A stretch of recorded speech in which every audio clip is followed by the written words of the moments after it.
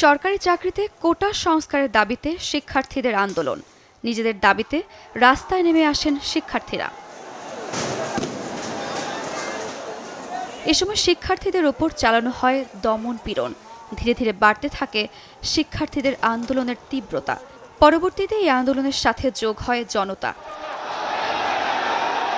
এলো সুপারস্টার আইসেফ, জার্মানির বিশ্বখ্যাত টিইউভি সার্টিফাইড দেশের একমাত্র এলইডি লাইট। ঢাকার মিরপুর, রামপুরা, উত্তরা, যাত্রাবাড়ি, ধানমন্ডি, মোহাম্মদপুর সহ বিভিন্ন এলাকায় ছাত্র জনতার সাথে সংঘর্ষ বাধে আইনশৃঙ্খলা বাহিনীর। আইনশৃঙ্খলা বাহিনীর পক্ষ থেকে ছাত্র জনতার উপর নির্বিচারে গুলি চালানো হয়।